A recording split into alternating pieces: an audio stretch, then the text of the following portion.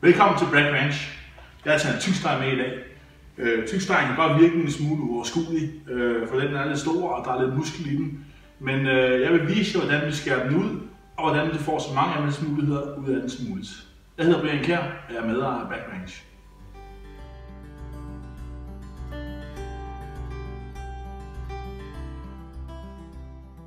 Tykstegen er egentlig delt op i to muskler. Man kan se, at der er en lille sene her.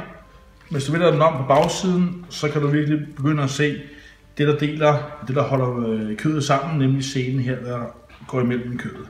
Så hvis du starter her med senen og fortsætter naturligt ind igennem kødet, så har du delt musklen op i to.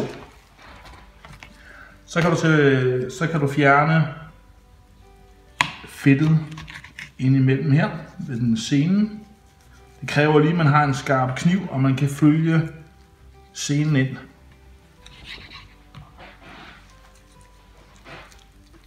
Så. Jeg har nu fået to flotte stykker reelt kød her. Fint afpudset, der er ingen sene tilbage, der er ingen fedt tilbage. To fine muskler, hvoraf jeg tager den store, bruger som bøffer. Tykstegen er utrolig mør, men den er også meget, meget mager, og det vil sige, at den skal næsten ikke have noget tilberedningstid, så den må endelig ikke få for meget, da den godt kan blive en anelse tør. Her har vi nogle flotte hverdagsbøffer. Kært barn har mange navne, som kan fryses ned og kan laves med det samme. Det er til hverdag eller til fest. Så der er masser af bøffer, masser af reelle stykker at hente i denne her muskel.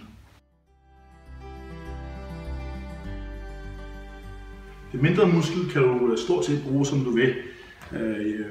Det er bare at dele den godt op, og hvis du vil have noget gyros, eller du vil lave noget marinerede stykker, så skær dem lidt tyndt, umiddelbart sådan her, og du kan skære dem ud, som du nu engang har behov for, inden du marinerer og krydrer dem og lynsteger dem på en pande til pizzabrød, eller oven på en pizza, eller hvad du nu har fantasi til. Stikordene må man sige så være, at det skal have utrolig kort tid, for ikke at blive tørt, men det er jo også nemt og hurtigt i en travl hverdag. Resten vil jeg skære dem ud i nogle tern til en gryderet, eller til en gulasch, eller til en anden simmermad, eller en anden gryderet, man kan lave her i kold vinterdag. Så er tykstegen skåret ud, så du kan se, at der er rigtig mange muligheder. Tykstegen er et forholdsvis billigt udskæring, billigt produkt i forhold til mørbrad eller til ribeye. Der er rigtig mange anvendelsesmuligheder her.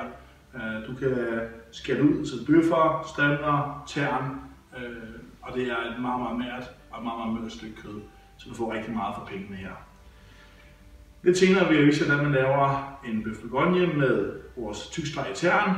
Hvis du er interesseret i en tyksteg eller nogle af vores andre udskæringer, så kig forbi blackranch.dk. Jeg er meget, meget glad for at have taget med. Tak for det, og vi ses.